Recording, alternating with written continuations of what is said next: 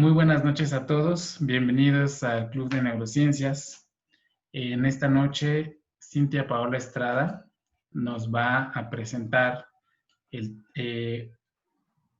una plática titulada Sueño en los trastornos del neurodesarrollo, déficit de atención e hiperactividad y en el espectro autista. Este tema ella lo basó en la revisión de un artículo que se publicó en el año 2019 en la revista Medicina, editada en Buenos Aires, y hace una recopilación sobre los trastornos del sueño en los trastornos del neurodesarrollo. Cintia estudió la licenciatura en Diseño y Comunicación Visual en la Escuela Nacional de Artes Plásticas, hoy Facultad de Artes y Diseño. Esto en la Universidad Nacional Autónoma de México. Posteriormente obtuvo la maestría en Comunicación, con mención honorífica, en la Universidad de la Comunicación, y actualmente está estudiando la licenciatura en Psicología en el Sistema de Universidad Abierta. Con esta introducción cedo el micrófono a nuestra compañera Cintia, y de antemano te agradezco mucho la participación y la preparación de este seminario. Bienvenidos a todos. Solo quisiera preguntarte, Cintia, si estarías de acuerdo en que si alguien tiene alguna duda, te pueda hacer una pausa y comentarlo, o prefieres que sea al final. No, sí, sin problema. Adelante. Perfecto. Y adelante también los que puedan aportar algo, con todo gusto. Sí, eso sería muy enriquecedor. Cualquier persona que quiera comentar algo, algún dato, experiencias, sugerencias, ¿no? Para nosotros que estamos en el campo de la investigación y estudio de estos temas, serían de mucha utilidad. Okay. Bienvenida, Cintia. Muchas gracias. Pues muchas gracias, doctor. Muchas gracias a todos los que están aquí por tomarse este tiempo. Y pues bueno, este Club de Neurociencia nos permite justamente compartir lo que hemos leído, lo que hemos estudiado, y pues qué mejor que pueda ser, por un lado, compartido y que sea funcional también, ¿no? Entonces, bueno, como lo mencionaba el doctor, la base de esta presentación toma de referencia a lo abordado por Mulas y colaboradores en su artículo del 2019. Entonces, bueno, primero es importante señalar que estamos hablando de dos bloques, ¿no? Por un lado tenemos el bloque de los trastornos del sueño, y por otro la parte de los trastornos de neurodesarrollo, específicamente déficit de atención e hiperactividad y el espectro autista. Entonces, para poder entender lo que los autores nos plantean en el artículo, me gustaría hacer una pequeña revisión de estos dos bloques para tener un mejor contexto. Entonces, primero recordemos cuáles son las características del sueño. Muchos autores mencionan que el sueño no es un estado, sino es una conducta reversible, del cual podemos salir sin ningún problema. Muchas veces se ha pensado que estaba asociado a una, llamémoslo, una desconexión del cerebro, una necesidad de descanso del cerebro. Sin embargo, se ha encontrado que es una conducta activa, donde diferentes redes neuronales están activándose y desactivándose. Es una necesidad fisiológica para el cerebro. En esta parte es donde también muchos autores señalan que se consolida la parte de la memoria, y podríamos agruparla en grandes rasgos en dos bloques. Por un lado tenemos el sueño lento, o no REM. Ahorita les explicamos qué no es REM. En este bloque principal tiene a su vez subfases, tiene 4 fases, se divide en 4 fases. Y el segundo bloque general es el sueño considerado como REM. El REM responde o REM o MOR, responde a movimientos oculares rápidos. El REM es por sus siglas en inglés. Entonces, todo este bloque, las 4 fases del primer ciclo, que es, digamos, las 4 subfases de la fase del sueño lento más el sueño REM, todo ese bloque dura alrededor de 90 a 110 minutos. Y este bloque se va repitiendo durante toda la noche. Entonces, al final tenemos varios ciclos en una sola noche, entre 4 y 6 ciclos. Entonces, siguiendo las características del sueño, recordemos que el sueño está regulado por un reloj biológico central que se encuentra en los núcleos supraquiasmáticos. En esta ilustración podemos observar, bueno, se puede observar en esta ilustración dónde se ubica. Y a su vez, este reloj central regula los ritmos biológicos. El ritmo del sueño está regulado por el ciclo circadiano. El ser humano tiene diferentes ciclos. El circadiano es uno de ellos y se caracteriza porque dura 24 horas. Entonces, básicamente es lo que nos va a marcar el día y la noche. A su vez, este ciclo circadiano tiene como sus componentes unos genes que se llaman genes reloj. En los mamíferos se ha encontrado que al menos hay 9 genes reloj que están ahí contribuyendo justamente a esta sincronía entre lo que pasa en el organismo durante el ciclo de 24 horas.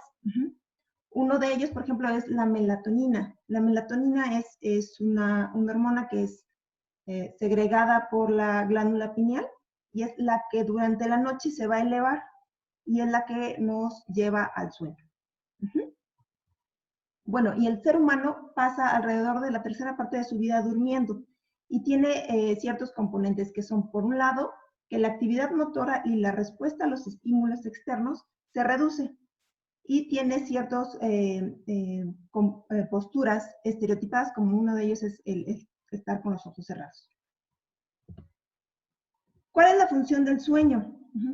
Como comentábamos hace ratito, muchas veces se pensó que el sueño implicaba una desconexión completa del cerebro, donde permanecía inactivo.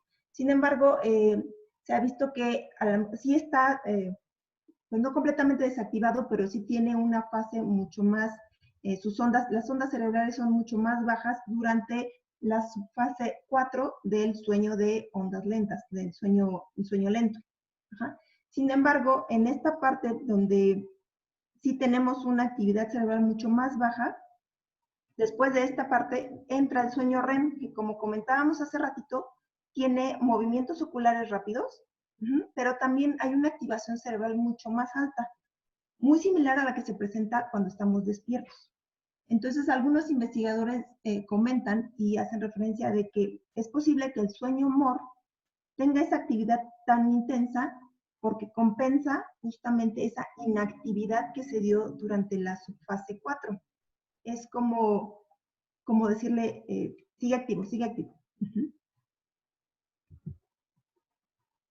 El sueño MOR, por ejemplo, se ha caracterizado o se ha vinculado mucho con el desarrollo cerebral, justamente porque permite el aprendizaje.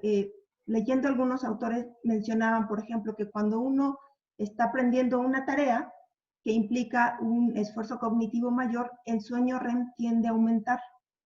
Conforme uno va dominando la tarea, el sueño REM vuelve a su duración normal, digamos. Entonces, sí hay una relación entre el aprendizaje que se da y el sueño REM.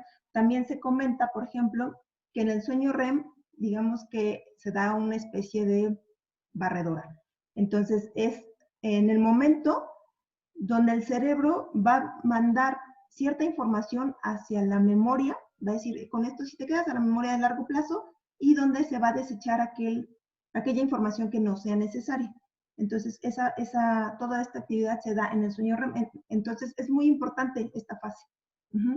En cuanto al desarrollo cerebral, se ha visto que los niños tienden a dormir más, entonces se ha vinculado que durante el sueño REM permite el desarrollo cerebral, pero a su vez el desarrollo cerebral también se vincula con el sueño REM. Entonces hay ahí como una especie de eslabón que es como si fuera un círculo vicioso.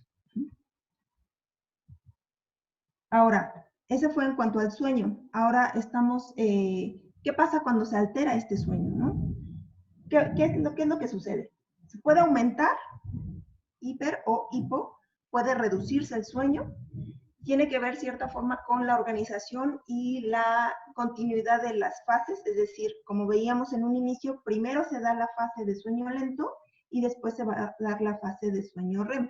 Ese es como la estructura normal, pero a veces tiende a invertirse.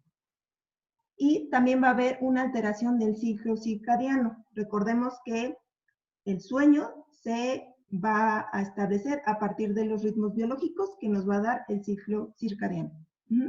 Entonces, la alteración del sueño tiene etiologías muy diversas. Pueden ser, se están asociando con muchas enfermedades, con muchos trastornos, pero como parte de sus síntomas. Entonces, ahí hay otro vínculo importante. Como parte de las alteraciones más comunes que se dan en el sueño, aquí tenemos algunas, es la somnolencia diurna excesiva, los síndromes de apnea obstructiva, que es cuando no se puede respirar, narcolepsia, que es cuando durante el día tenemos un sueño intenso que no se puede evitar y que mucha gente necesita 5 minutos para dormir, cataplegia o parálisis del sueño, están los síndromes de sueño insuficiente, el insomnio, síndrome de movimientos periódicos de las extremidades, principalmente de las piernas, y existen otros que son los parasomnias o los trastornos del despertar, que tienen que ver justamente con la parte del sueño REM y no REM. Entonces, todas estas alteraciones obviamente se van a reflejar en una conducta, van a ver una afectación en los procesos cognitivos, de atención, de memoria, de lenguaje, de estado de ánimo y de comportamiento. Entonces, algunos estudios demuestran que, como mencionábamos hace ratito, hay una afectación cognitiva. Además, tenemos ciertos síntomas que se van a estar presentando. Tenemos una distorsión perceptiva, podemos tener alucinaciones y, obviamente, una dificultad para concentrarnos en las actividades. Como mencionábamos hace rato, es una necesidad. El sueño es necesario para el organismo y muchas veces es imposible recuperar el sueño perdido. Nosotros podemos dejar de dormir 24 horas y esas 24 horas no las vamos a poder recuperar en su totalidad. Entonces, como mencionábamos al inicio, ese fue nuestro primer bloque que se llama trastornos del sueño, que como podemos ver es sumamente complejo, es muy amplio y su etiología, o sea, es decir, lo que lo origina puede ser muy diverso. Está el otro bloque que es el de los trastornos de neurodesarrollo, que también es otro asunto igual de complejo. Entonces aquí recordemos que en los primeros años se establece la estructura cerebral, son muy importantes para el desarrollo del niño. Existen pruebas neuropsicológicas que se aplican en los primeros años escolares, se llama BAMPE, donde se puede justamente detectar algunos elementos que son importantes para que, por un lado, podamos detectar si hay algún problema y el otro es poder hacer una intervención adecuada para que se pueda tener un mejor desarrollo del niño. Entonces, el desarrollo infantil es un proceso dinámico. Es un proceso en el que, como mencionábamos hace ratito, como se están dando las estructuras cerebrales, se van desarrollando también las habilidades motoras, de percepción, sociales, lingüísticas. Aquí es importante mencionar, por ejemplo, que la parte frontal del cerebro es, de acuerdo a lo que dice la literatura, es la que requiere mayor tiempo para su maduración. Entonces, una buena detección de lo que esté sucediendo puede ayudar mucho a encontrar el mejor tratamiento para el pequeño.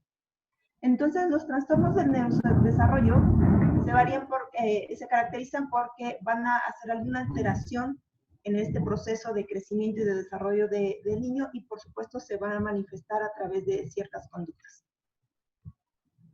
Entonces, tenemos que, dentro de estos trastornos del neurodesarrollo, vamos a abordar el trastorno por déficit de atención con hiperactividad. Es el problema más frecuente por el que se asiste a una consulta clínica. Es mucho más, la prevalencia es mucho mayor en los niños. Aquí hay algo muy importante que me encontré en la literatura, es que Por el espectro tiene, el déficit de atención e hiperactividad no solamente se va a clasificar entre, llamémoslo, leve, severo, sino a su vez puede tener unas ciertas subcategorías. Entonces, parte de esas categorías puede haber la parte de agresividad. Entonces, por ejemplo, en el caso de los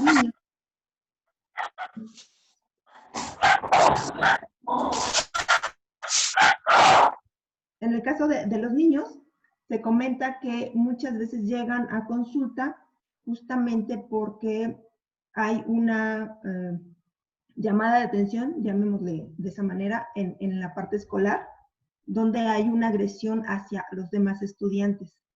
Sin embargo, en las niñas no se presenta tanto la agresión, sí se presenta la desatención, pero no está el factor tan marcado como la de agresividad. Entonces puede ser que eso contribuya a que hay un mayor registro en niños que en niñas. Entonces, parte de las características de ese trastorno es que hay una dificultad para inhibir algunas respuestas motoras, hay una desatención, evidentemente, y está ligada a las áreas prefrontales del cerebro. Entonces, recordemos que en la parte frontal es el que requiere mayor tiempo para su neurodesarrollo, pero también es donde se llevan a cabo las funciones ejecutivas. La toma de decisiones, la atención, todos estos que son de suma importancia, están involucradas en esta parte del cerebro. También hay un patrón de persistencia de desatención, obviamente hiperactividad e impulsividad. Y si lo comparamos con niños de un desarrollo normal, se va a notar justamente este disparo, esta elevada compulsividad. También hay un deterioro, todo esto deteriora obviamente su vida diaria. En la escuela, ¿no? Se tiende a etiquetar a los niños, entonces vuelve mucho más complejo su interacción. En los estudios de neuroimagen se han encontrado que hay una disminución del tamaño del córtex prefrontal, así como una disminución asimétrica en estructuras subcorticales. Aquí tenemos una imagen que nos muestra justamente que hay una menor actividad en la parte frontal, y también se ha encontrado que hay afectaciones en ganglios basales y en cerebelo. Sin embargo, no son las únicas estructuras. Volvemos a la complejidad de los trastornos, tienen etiologías diferentes y a su vez tienen subcategorías, y cada una puede estar en función de una región en particular. Algunos estudios, como el de Castellanos, señalan que el volumen total del cerebro es 3.4 menor que en los niños normales. Por otro lado, el trastorno del espectro autista también tiene una prevalencia mayor en niños, en un promedio de 4:1.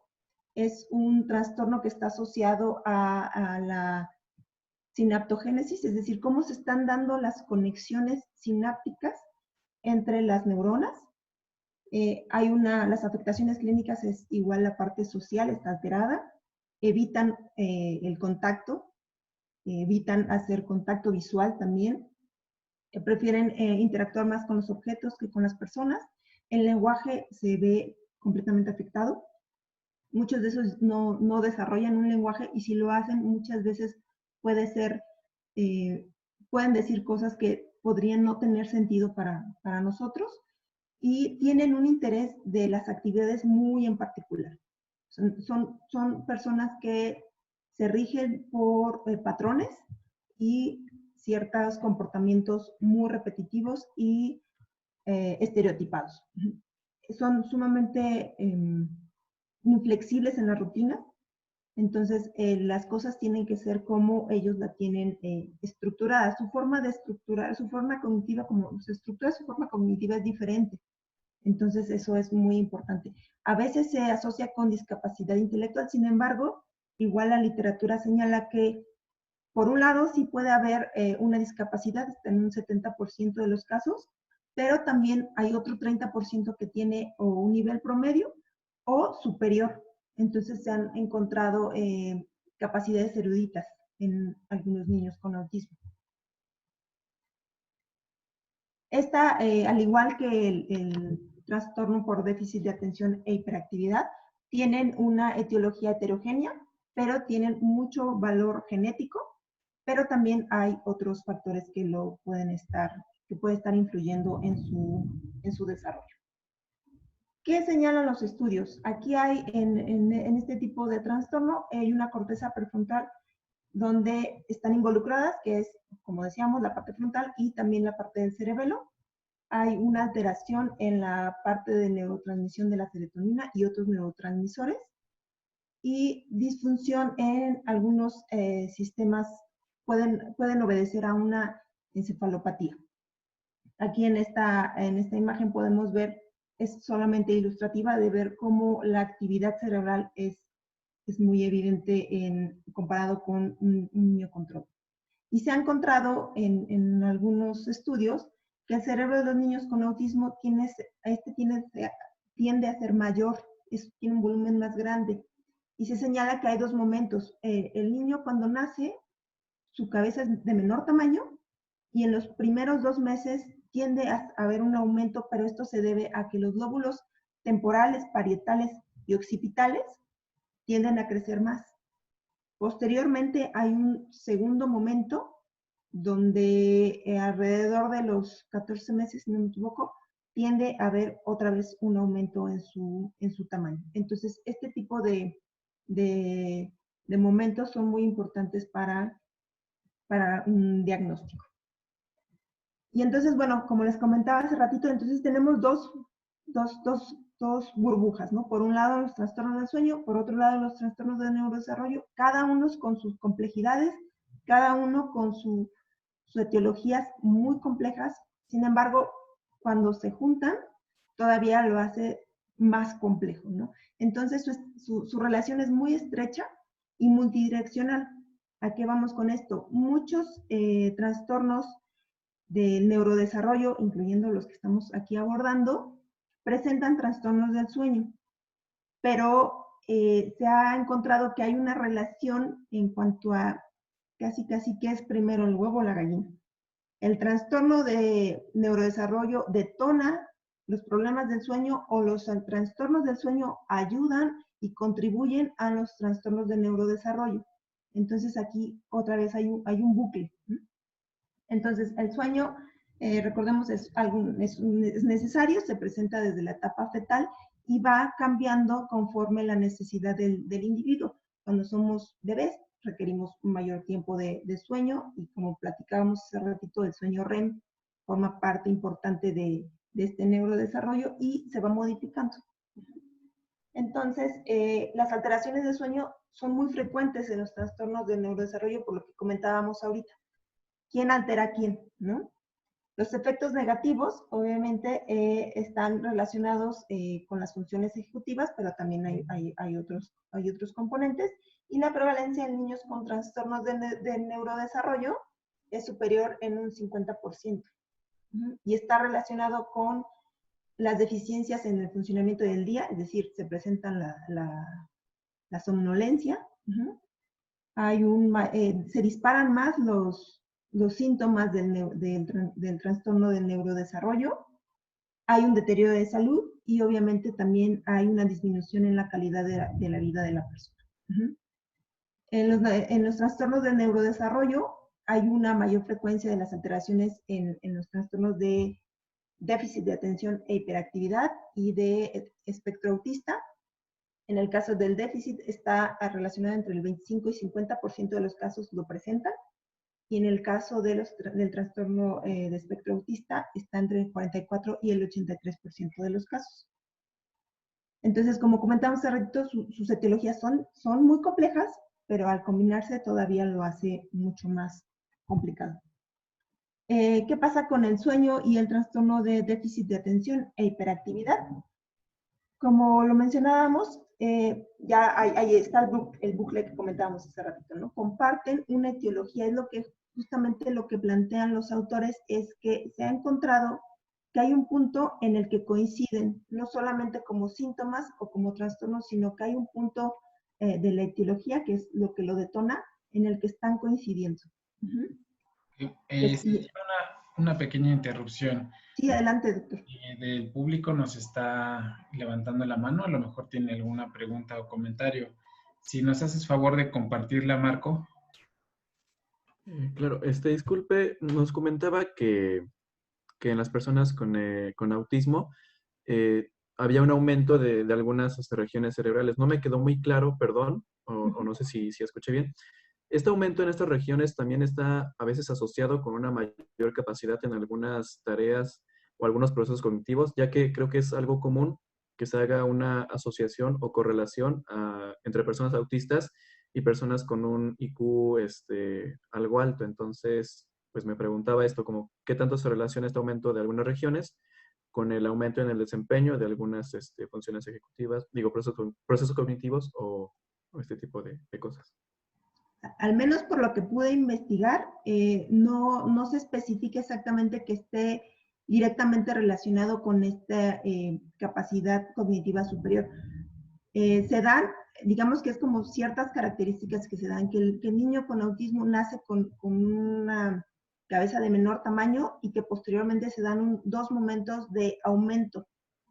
No menciona que se da, o sea, que estos elementos sean necesarios y que se tienen que cumplir, pero que sí se ha encontrado este tipo de hallazgos. Ajá. Pero igual, en el caso de la actividad cognitiva, alrededor del 30% tiene una capacidad promedio o superior. El 70% puede tener algún trastorno, una deficiencia. Pero no encontré que justo este aumento en el IQ esté relacionado justamente con el aumento de estas regiones cerebrales. Muchísimas gracias, Cintia. Perdón, Marco. No, solo quería agradecerle. Gracias. Sí, muchas gracias, Cintia.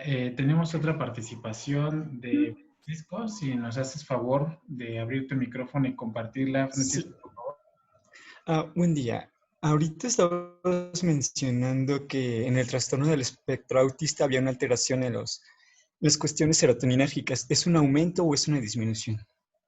¿O cómo es esta alteración? Es una...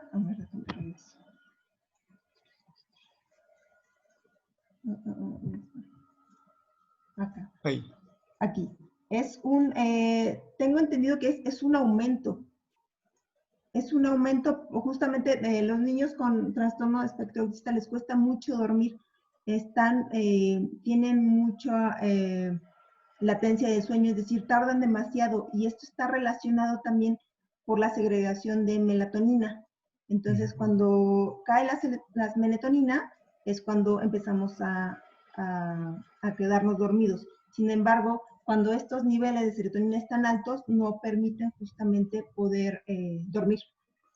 Ok, y de igual forma me entró otra duda. Cuando estaba viendo en mi clase de neurocognición los trastornos depresivos, había visto que mencionaba el profesor que a mayor incremento de serotonina, disminuía como la cantidad de noradrenalina. No sé si... Y en más disminución de serotonina tenía como mayor aumento de noradrenalina, y esto se asociaba igual con esta dificultad de poder dormir. O sea, me llegó a la mente, pero no sé si tiene que ver o es algo muy distinto. Doctor, no sé si usted tenga algún comentario. Muchas gracias por los comentarios que han salido hasta el momento. Lo que yo pudiera decir de esta última interrelación entre neurotransmisores efectivamente existe. Son neurotransmisores que se consideran de hecho neuromoduladores, pero en lo personal no sé qué tanto se pueda extrapolar la neurofisiología que conocemos en el libro de texto con lo que se esté presentando en el trastorno del neurodesarrollo, ya que no solo es un cambio en neurotransmisores, sino también de estructuras, interacciones genéticas, etcétera. Y en lo personal yo desconozco si esta regla que comentas, Francisco, sea aplicable para el trastorno que estamos platicando acá. Si quieres más adelante lo podemos retomar y poder llegar a otro punto. Si alguien del público también gusta decir algo, bienvenido. Ok, gracias. Y justamente, bueno, yo agregaría nada más que justamente lo que comenta el doctor es muy difícil poder tomar todo lo que dice la literatura a lo que realmente sucede. Al ser estos trastornos tan heterogéneos y con una etiología tan diversa, lo que pasa en cada individuo yo creo que es sumamente personalizado. Entonces, es difícil como tener como un patrón donde esté muy bien delimitado en qué momento entra uno, en qué momento entra el otro. El Ok, neurotransmisor. gracias, muchas gracias. Ok, a ti. Entonces, bueno, las alteraciones que se dan, las alteraciones del sueño que se dan en el trastorno de déficit de atención, sobre todo son la apnea obstructiva, que era lo que decíamos que es un problema en cuanto a respiración. Este trastorno es muy complejo. En la parte de la faringe es una estructura que tiende a colapsarse.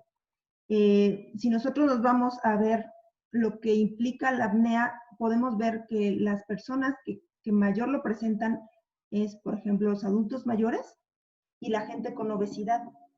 Y esto se relaciona justamente por el aumento del tejido graso, que hace justo que colapse las vías respiratorias y se cierre el canal. Ajá. Entonces, ¿esto qué nos provoca? Un despertar continuo, porque podemos perder dejar de respirar, digamos, de 10 a 30 segundos. Entonces, eso obliga al organismo a despertar para recuperar nuevamente la respiración y volver a tener el ritmo normal. Entonces, esto se presenta continuamente en la noche y obviamente fractura el sueño, entonces no hay un proceso normal del sueño. Por otro lado, tenemos el síndrome de piernas inquietas o trastorno de movimientos periódicos de extremidades. Es decir, a través de estudios de electromiografía, que es a través de ciertos sensores, se colocan en las piernas y podemos detectar el movimiento que se está dando en el niño y que justamente igual fracturan el sueño en la noche. Tenemos también la narcolepsia. Esta son momentos, como ya lo platicamos hace ratito, durante el día se presenta un sueño insoportable, que es necesario 2 minutos, 3 minutos de dormir, porque si no, simplemente no se puede seguir con las actividades normales. Esto dice la literatura que es una presencia repentina del sueño REM. Recuerdan que platicábamos que en el sueño REM hay una actividad cerebral, es muy importante. Entonces, aquí hay una distorsión justo del acomodo del ciclo del sueño. Por lo general empezamos con el sueño lento, que tiene las 4 fases, y después el sueño REM. Aquí en la narcolepsia están invertidos. Se entra directamente al sueño REM y después el resto del sueño. Y este sueño REM se presenta durante el día. Cintia, fíjate que hay otra pregunta en el chat. Nos preguntan sobre si existe alguna forma de diferenciar trastornos del sueño, digamos como puros, y TDAH o TEA. Hay una serie de estudios que se tienen que hacer para poder descartar. Muchas veces, igual lo que logré leer durante todas estas semanas, es que muchas veces se hace un diagnóstico erróneo a partir de las características que están presentando. Recordemos que los trastornos de neurodesarrollo tienen dentro de su sintomatología muchos trastornos del sueño. Entonces, esto permite, desafortunadamente, que si no se hace una valoración completa, se tenga un diagnóstico erróneo. Entonces, esto obviamente va a alterar todo el desarrollo del niño.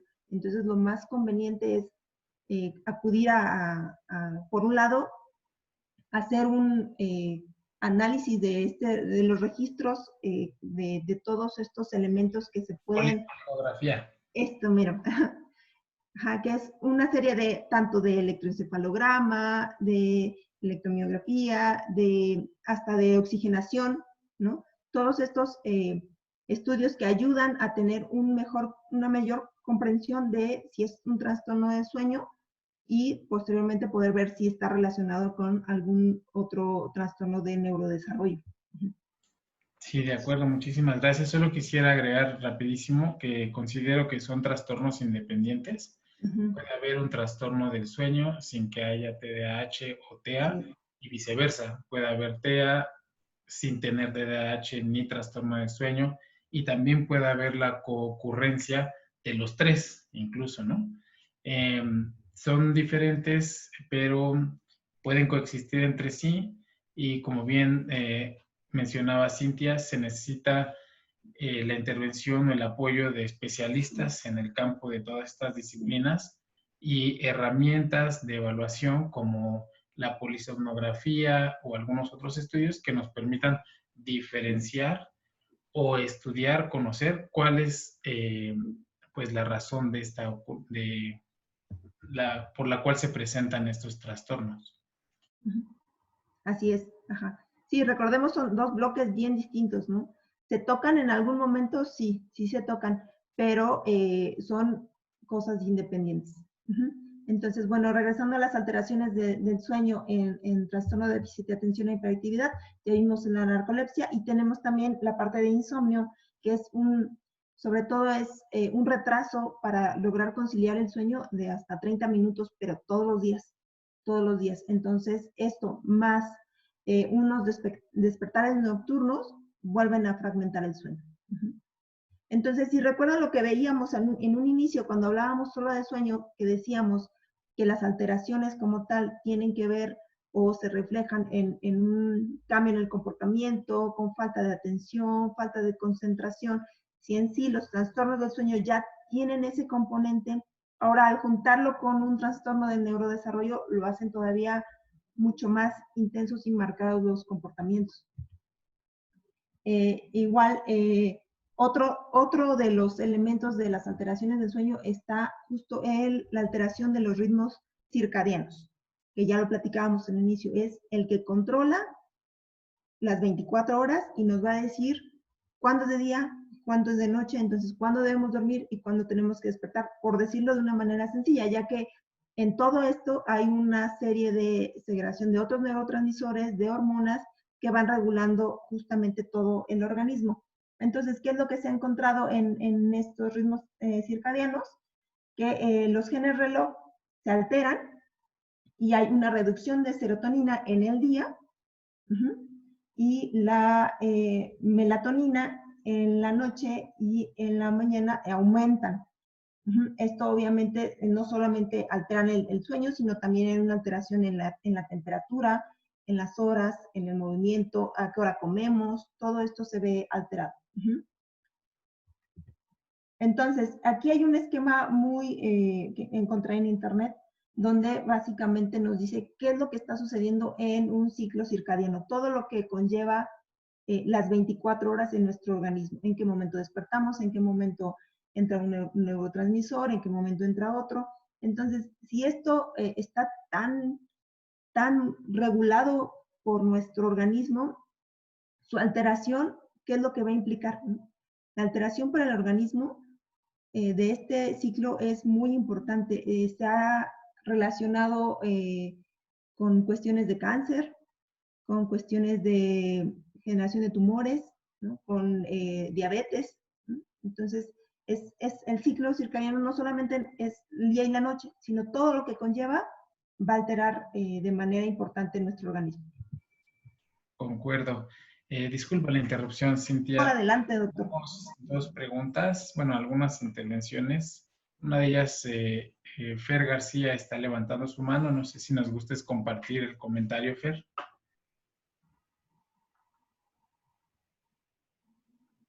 Sí, bueno, buenas tardes. Hola, buenas tardes.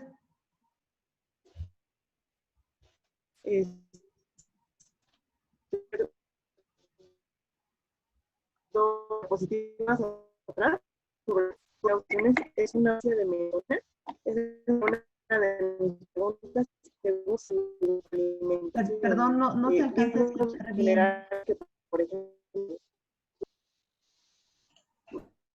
Disculpa, Fer, parece ser que la conexión se interrumpió y no logramos escuchar tu pregunta. ¿La podrías formular de Ok, nuevo? les sí, se escucha.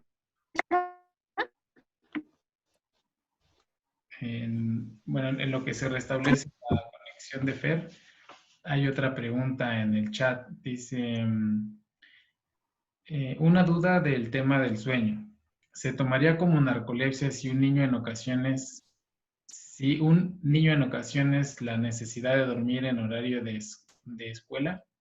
Supongo que se refiere a que si una persona escolar que durante el horario de escuela le dan ganas de dormir, eso podría ser narcolepsia.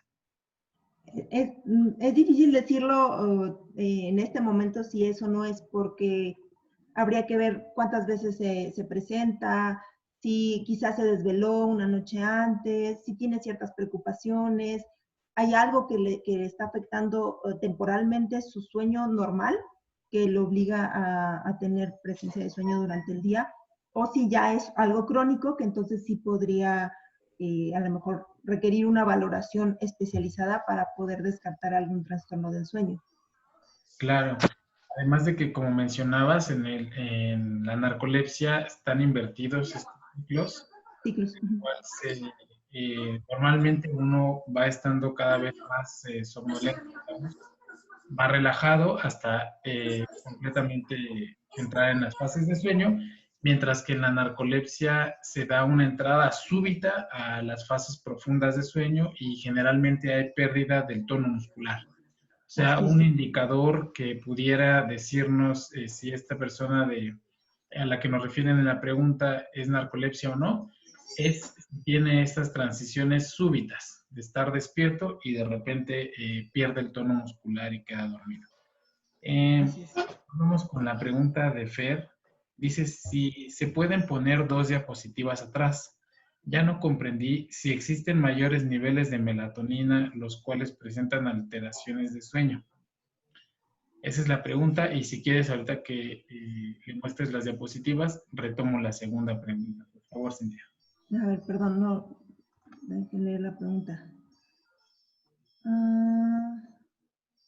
Ya no comprendí si existen mayores niveles de melatonina. Ok. Es que la melatonina se empieza a segregar para quedarnos dormidos. Entonces, digamos que, creo que sí, creo que aquí más bien fue error mío. La melatonina no se logra segregar en la noche, es más bien error mío, sino que se presenta, digamos, en la mañana. Entonces, están invertidos justamente la segregación de estos neurotransmisores. Entonces, durante el día, que es cuando debemos estar más despiertos, se segrega la melatonina y entonces podemos tener sueño. Y en la noche la serotonina tiene una mayor presencia.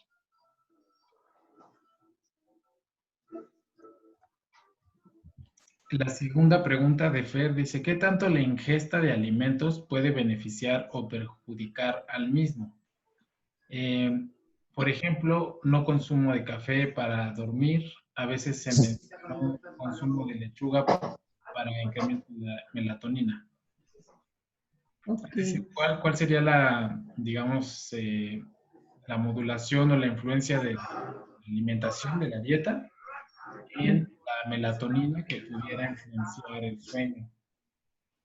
Bueno, sabemos que el café sí está relacionado con mantener más la atención y que en algunas personas puede justamente inhibir la parte del sueño. Desconozco, al menos yo desconozco si altera en sí la segregación de melatonina o es una cuestión mucho más momentánea, ¿no? Es nada más de que en este momento ingerí demasiado cafeína que me permite estar alerta, pero no necesariamente que tenga que ver con que está inhibiendo la segregación de melatonina. Y por acá también nos pregunta Hilda, muchas gracias, Cintia. Fer, quisiéramos saber si quedó contestada tu duda. Quizá tu conexión ya esté más estable.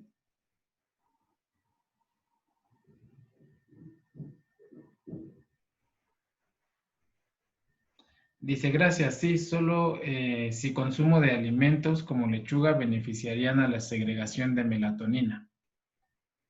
Yo desconozco si hay alguna relación. Lo que he leído, por ejemplo, es que hay ciertas terapias, llamamos, o tratamientos en los que, como está alterado el ciclo circadiano, lo que se hace es exponer al paciente a una luz brillante, que lo que intenta hacer justamente es volver a sincronizar el ciclo circadiano para que al recibir esa estimulación visual de luz brillante, los genes reloj y a su vez el ciclo circadiano se vuelva a ajustar.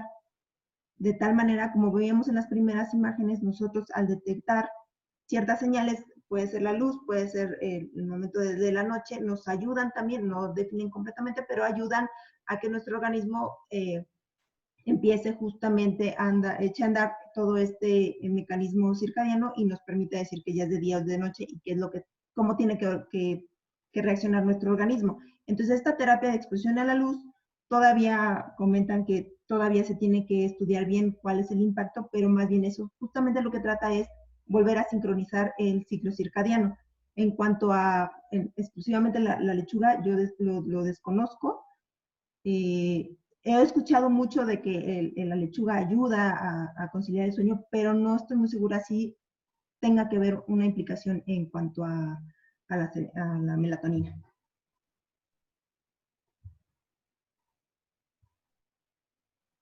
De acuerdo, muchísimas gracias.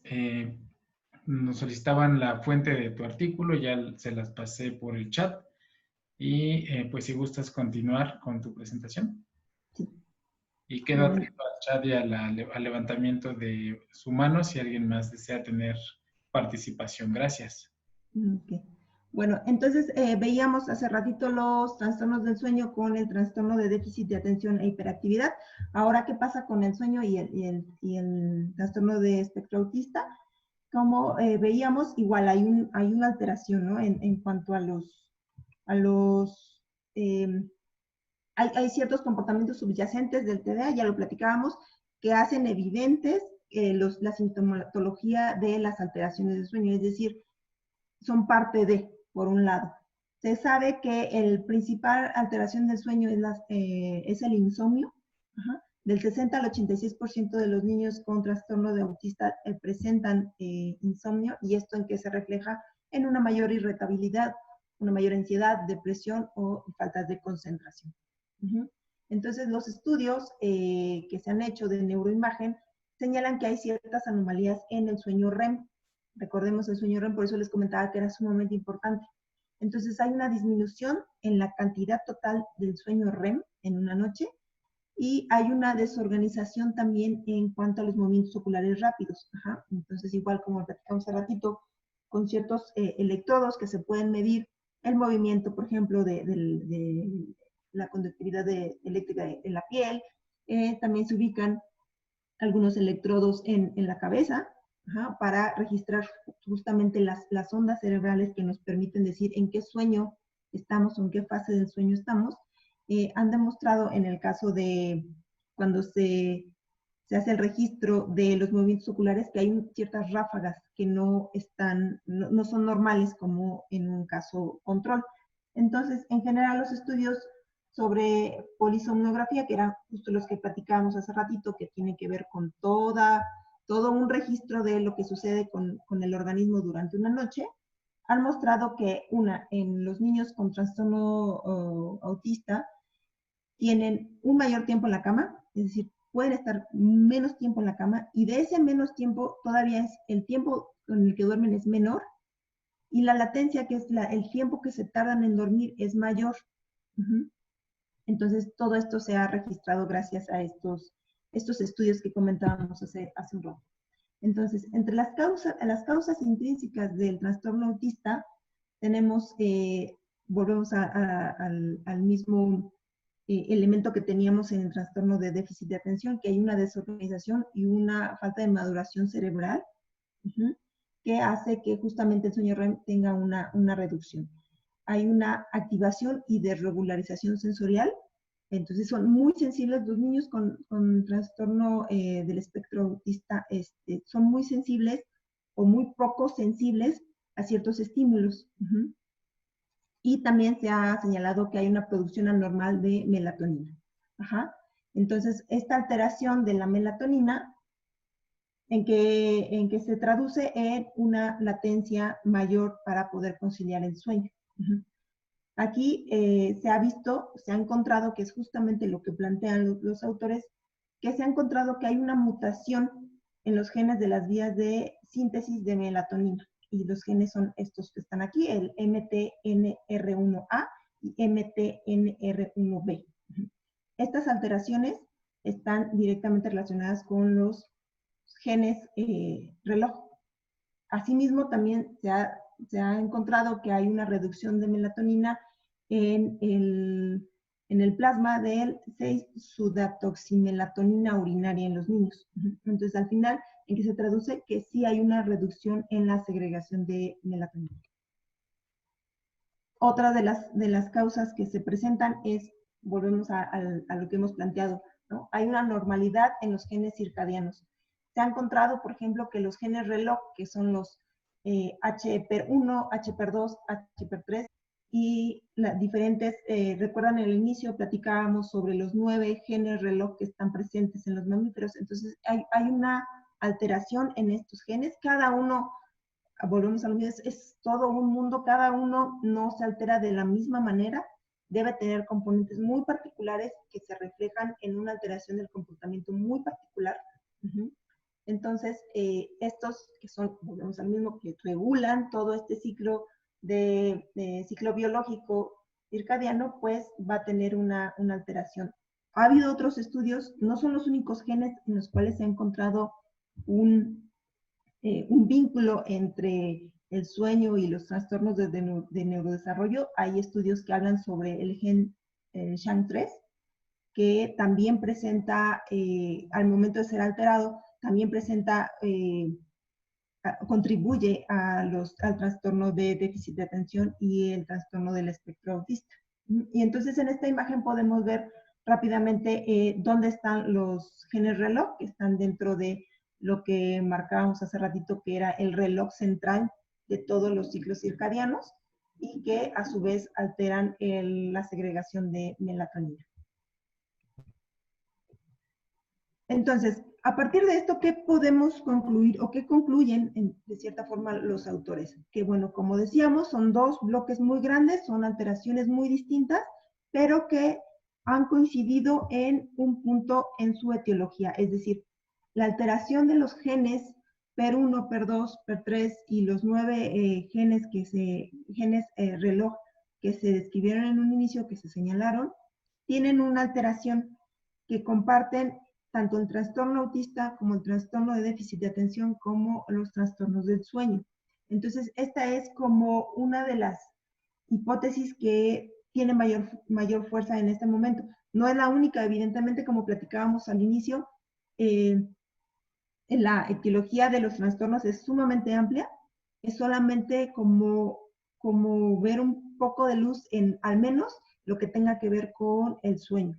Sin embargo, las investigaciones continúan y se tendrán que seguir encontrando poco a poco. Es como una pepita de oro, por decirlo de alguna manera. Sin embargo, todavía falta mucho por conocer, falta mucho saber exactamente cuál es la alteración en estos genes y cómo a su vez se refleja en el comportamiento de este tipo de trastornos, ¿no? Entonces decíamos, son complejos y al momento de interactuar se vuelven todavía muchísimo más complejos. Es un campo sumamente lleno de posibilidades en cuanto a la investigación. Entonces, aquí lo importante es que el realizar una evaluación temprana y rutinaria del sueño nos podría arrojar información muy valiosa tanto para un diagnóstico correcto y también para una intervención en lo más pronto posible, de tal manera que podamos ayudar a los pequeños justamente a que puedan alcanzar el mejor de sus desarrollos. Entonces, por mi parte sería todo. No sé si quisieran comentar algo. Muchísimas gracias por tu exposición, Cintia. Estuvo muy, muy padre, muy ilustrativa. y ha generado la participación de varios de los asistentes. De hecho, tenemos acá en el chat algunas preguntas y, de ser posible, me gustaría que las personas que lo escribieron en el chat, les invitaría a que abrieran su micrófono y mejor lo platicaran en el foro para que discutamos al respecto. Participó Gabriela Ayala, Sharon Hernández, Katy Arlet Pérez también hizo algunos comentarios importantes. Brenda, no sé si alguno de ellos guste participar.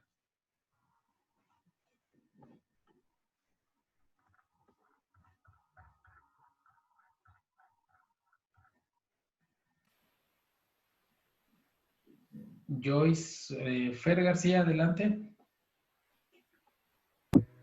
¿Escucha mi micrófono? Sí. ¿Sí? Ok. Sí.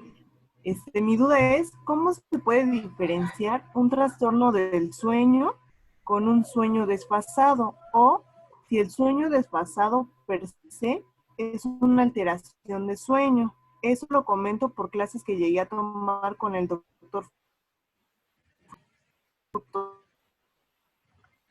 Ayala Guerrero. Gracias.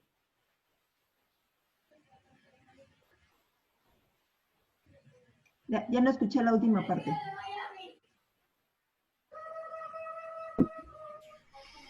Que si el sueño desfasado o cómo se puede diferenciar una alteración de sueño con un sueño desfasado. Bueno, yo insistiría justamente en el que es necesario acercarnos con los especialistas para que realicen toda esta gama de estudios que son necesarios para poder descartar y no hacer un mal diagnóstico. Es difícil poder decir qué se tiene que hacer o cómo podemos diferenciarlo a simple vista. Requiere de estudios que vayan más a fondo para justamente dar una mayor certeza y no estar jugando con algo que es de suma importancia, ¿no? Muchas gracias. No, a ti.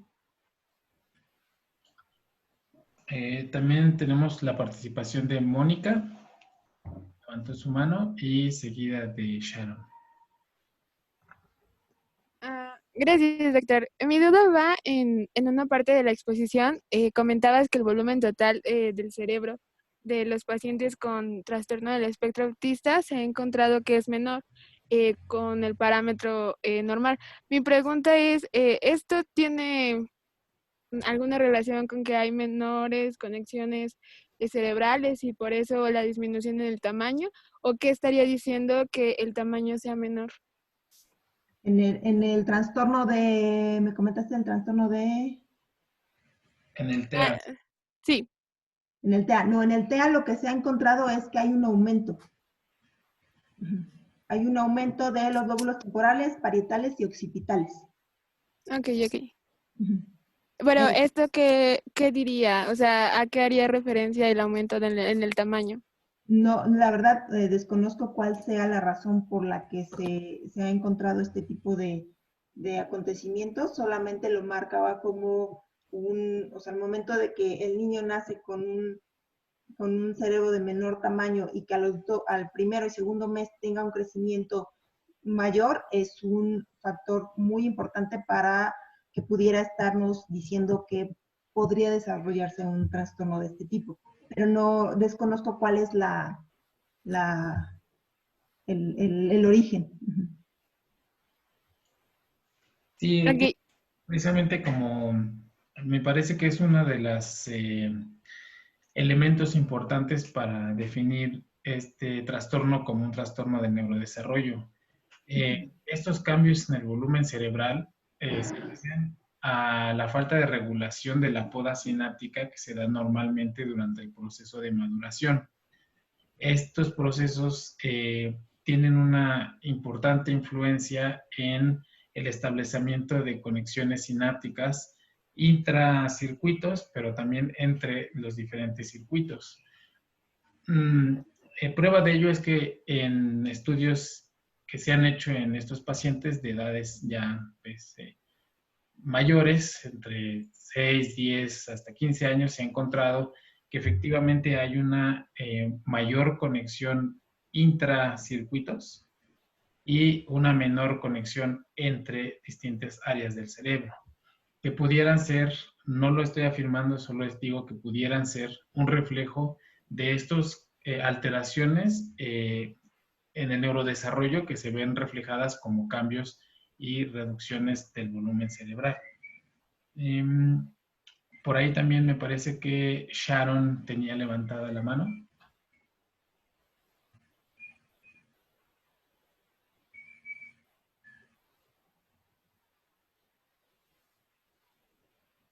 Posiblemente ya salió. Mayra Isidro, ¿tienen algún comentario en el chat? No sé si nos lo guste compartir en el foro.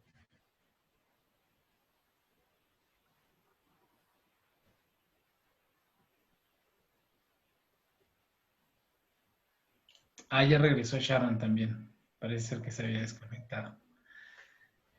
Me pregunta Mayra Isidro, me gustaría comentar que por lo menos en cuanto a lo que respecta en el TEA, los profesionales que realizan su diagnóstico deben ser personas certificados. Puedo compartir el nombre de 2 instituciones donde se realizan. Una de ellas es Domus, Instituto de Autismo, y Crea tu Mundo, Autismo. Sharon, ya estás de vuelta. ¿Te gustaría participar?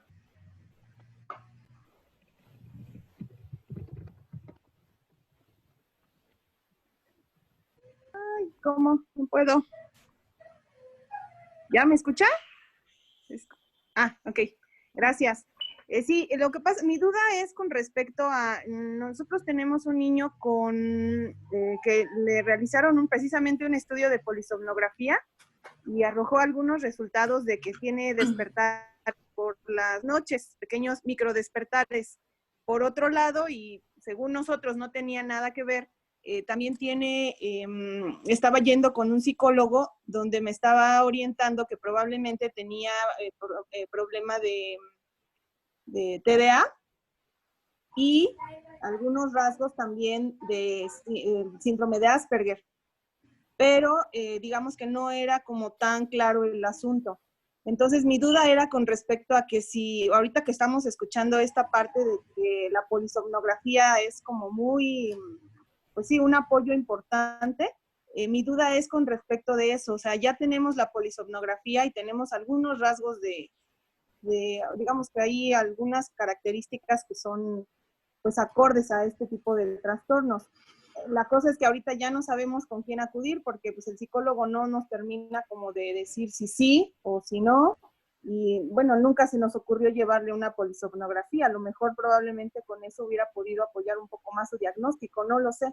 Entonces ahorita como que la duda que yo tengo es ¿qué profesional me puede apoyar en esto? ¿Tengo que recurrir nuevamente a un psicólogo? O, por ejemplo, ahorita que estamos escuchando esta parte del neurodesarrollo, no sé, a lo mejor algún profesional de esta área que nos pudiera apoyar un poquito más para definir el diagnóstico real.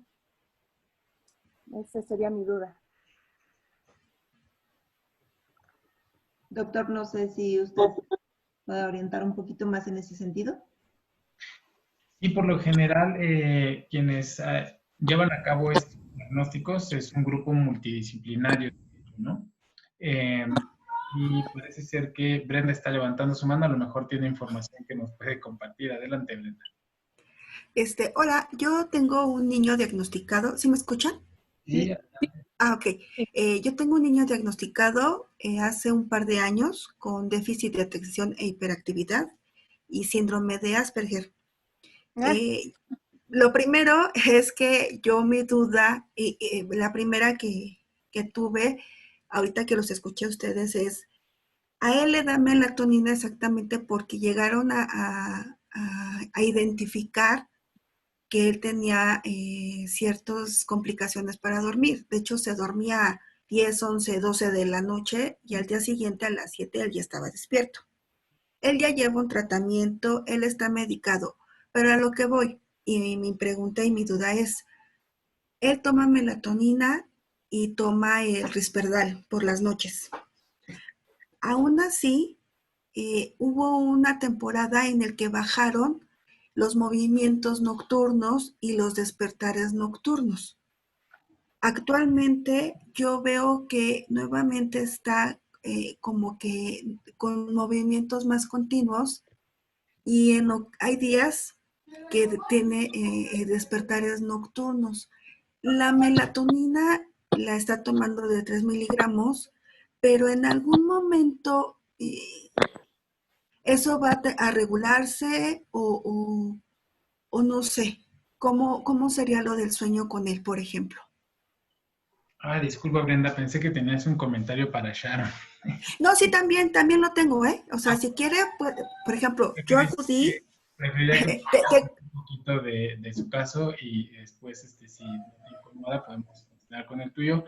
A Sharon únicamente quisiera mencionarle que los diagnósticos de estos trastornos requieren de la intervención de la multidisciplina.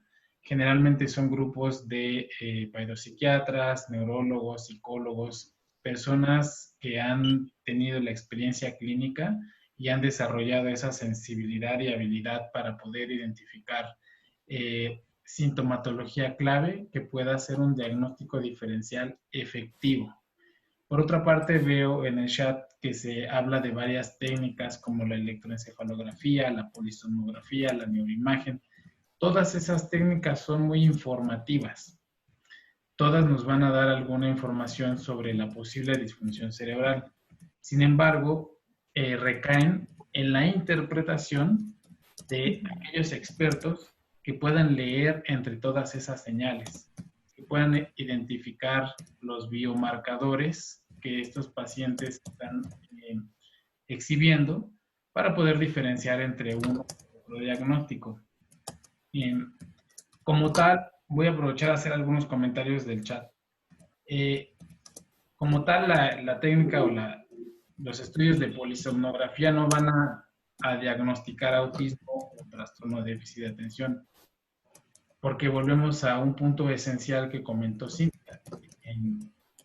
Son trastornos independientes. Uno se puede dar independiente del otro o puede haber una co-ocurrencia. También estamos hablando de que el trastorno del espectro autista, precisamente como su definición nos lo señala, es un espectro de posibilidades. Seguimos en la investigación de la de la caracterización de cada uno de esos espectros. Y dado que tiene un alto componente genético, también se han descrito más de 150 genes que pudieran estar relacionados con este.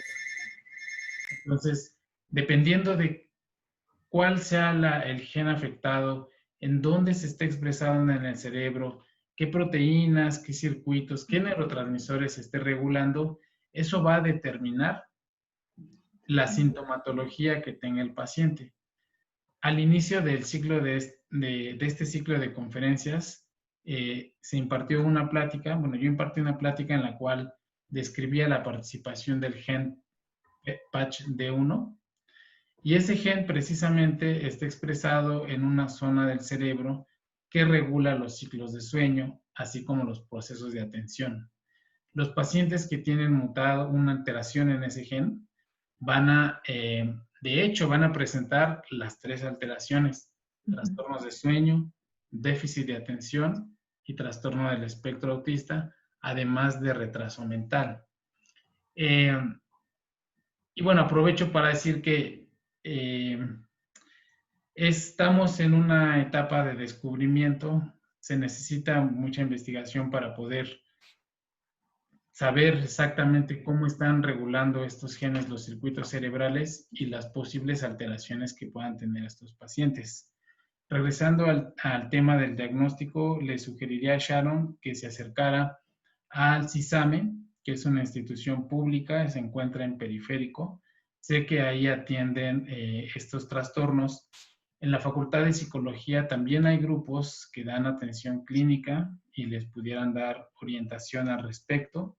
Y posiblemente, bueno, además me gustaría invitar, dado que en el público contamos hoy con la grata presencia de algunas mamás o familiares que tengan estos chiquillos con estos trastornos, quizá nos pudieran comentar su experiencia, en dónde fueron a atenderse, qué es, en dónde, si saben de algunas otras instituciones que nos hayan mencionado, etcétera. No sé si Brenda quisiera comentar algo.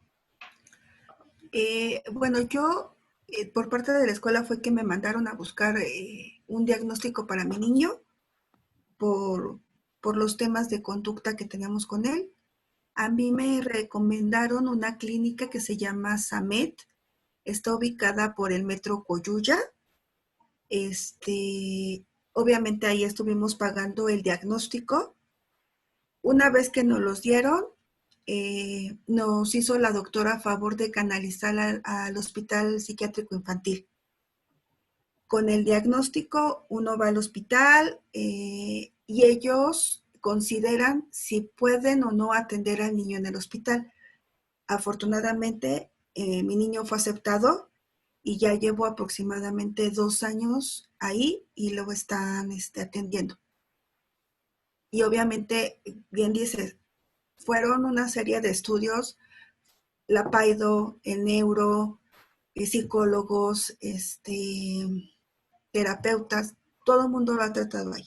Y fueron los que nos ayudaron con el diagnóstico. Muchísimas gracias, Brenda, por tu valiosa participación. No sé qué.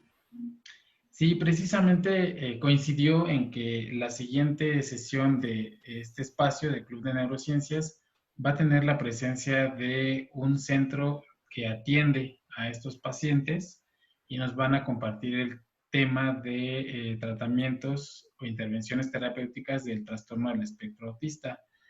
Aprovecho para extenderles esa cordial, esa invitación para dentro de 8 días y quizá estas preguntas que tienen puntuales en cuanto a la intervención clínica, el diagnóstico, los lugares de atención, pudieran a lo mejor expresárselos a los especialistas en ese campo. No sé si alguien más quisiera tener alguna otra participación o si alguna otra mamá o familiar nos quisiera contar algo de su experiencia.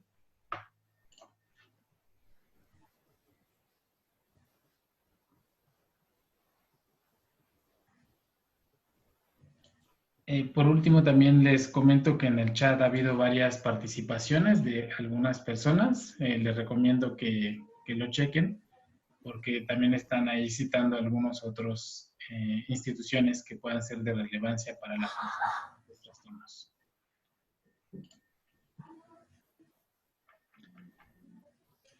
Y bueno, pues sí, no sé si hay algún otro comentario, duda, pregunta. En caso de que no... Yo tengo una duda. Sí, adelante, Joyce.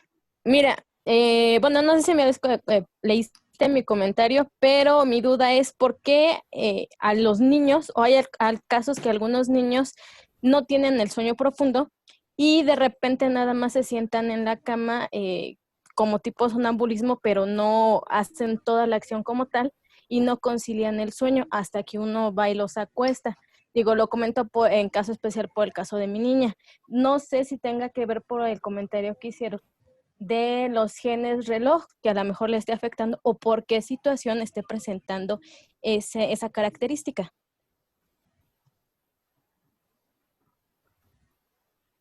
¿Bueno? Sí, te escuchamos. Algunas alteraciones del sueño, por lo que estuve investigando, sí presentan ciertos comportamientos anormales que pueden estar asociados a justamente a un trastorno como tal del sueño. No todos se presentan de la misma manera, pero volvemos a lo mismo. Entonces es difícil poder decirlo como fácilmente si es o no es un tipo de trastorno o qué tipo de trastorno es, si no hay una valoración especializada de por medio. Ah, ok. Entonces forzosamente necesito la previa valorización para saber qué es la causa. Sí, es lo más aconsejable. Ah, ok. Muchísimas gracias. A ti. Y por otra parte también, fíjense que es bastante común que los hábitos que se tienen en casa, de hecho, acabo de recordar uno de los comentarios que una participante hizo, que aterrizan en el tema de la higiene del sueño. En muchos de los casos de los pacientes que llegan a atención sobre problemas de sueño, se han realizado estudios y todo está en orden. O sea, en realidad las fases de sueño ocurren, todo se da muy bien. Y en la indagación o en la entrevista clínica, pues se da uno cuenta que en realidad hay unos hábitos de sueño que no son, higiene del sueño que no son perjudicial, que no promueven una conducta saludable, ¿no? Por ejemplo, el uso de tabletas durante la noche y muy específicamente en la cama, el celular, las computadoras, tener luces prendidas, la estimulación de la pantalla de TV. Todo eso va a ocasionar que los hábitos que se tienen, digamos, los circuitos fisiológicos para inducir el sueño, pues se vean alterados, se vean modulados y modificados de una forma negativa y puedan alterar el tiempo en que uno puede empezar a dormir, que se llama latencia de sueño, que puedan estimular y afectar estos circuitos circadianos modulados por los genes reloj y por tanto ir alterando el ciclo, ¿no? Cada vez se van acostando más tarde y despertando más tarde y todo eso lleva a un círculo vicioso. Entonces, también es muy recomendable que como papás o miembros de la familia tomen muy en serio la higiene de sueño. Busquen en internet, hay varios artículos y tengan a la mano algunos de esos tips que pudieran seguir. No sé si alguien más tenga otro comentario. Sí, un poco abondando a lo que comenta el doctor, justo revisando cuál era como los mejores tratamientos para tratar los trastornos del sueño dentro de los trastornos de déficit de atención, hiperactividad o el espectro autista, se menciona esta parte de la higiene del sueño.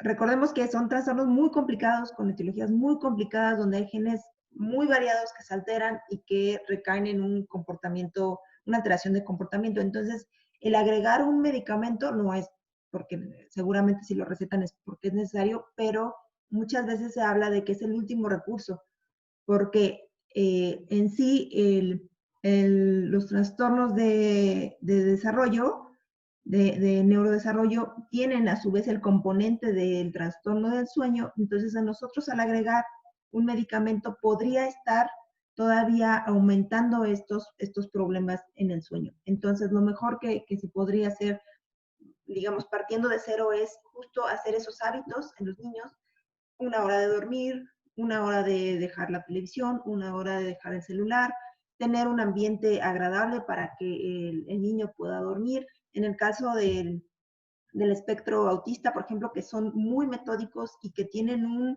proceso muy marcado que no se puede cambiar, de cierta forma se podría aprovechar para hacer una rutina para poder dormir. Entonces, de ahí agarrar y poder inducirlos a un sueño de acuerdo al ciclo, ¿no? Adecuadamente. Completamente de acuerdo. Muchísimas gracias, Cintia. También nos comparte Fer en el chat un teléfono de la atención psicológica a distancia de la UNAM, en el cual pueden ustedes solicitar apoyo sobre terapias, apoyo neuropsicológico, talleres, orientación en general. Lo voy a dictar, está en el chat, pero lo voy a dictar para quienes deseen anotarlo. Es 50 25 08 55. Repito, 50 25 08 55. Supongo que tienen atención en horario de oficina, ¿no? De lunes a viernes, en horarios razonables, y quizá ahí puedan también darles orientación ya más en específico. Pues no me queda más que agradecer a todos ustedes por su tiempo, sus participaciones. De nuevo, les extendemos la invitación a que sigan acudiendo a las siguientes pláticas. La siguiente es en 2 semanas. Les voy a escribir en el chat la la página de difusión donde pueden seguir la programación. Asimismo, un recordatorio para aquellos que deseen tener una constancia de asistencia de este ciclo de conferencias de 9 conferencias, pueda realizar su registro en el link que les acabo de compartir, y si cumplen con los requisitos, con mucho gusto se les extiende una constancia por parte de la División de Sistema de Universidad Abierta de la Facultad de Psicología. Cintia, te agradezco enormemente el esfuerzo, Gracias. la educación, una excelente presentación. Muchas gracias. Fue muy informativa y te agradecemos que hayas participado con nosotros. No, gracias a ustedes. A todos los demás, muchas gracias, que pasen muy buena noche y los esperamos para la próxima. Muchas gracias. Buenas noches a todos. Hasta luego. Nos vemos, Marco. Hasta luego. Gracias, buenas noches. Buenas tardes, gracias. Buenas tardes. Hasta luego. Gracias, hasta luego. Gracias. Que agreguen un 55. Gracias, buenas noches. Hasta Gracias. luego.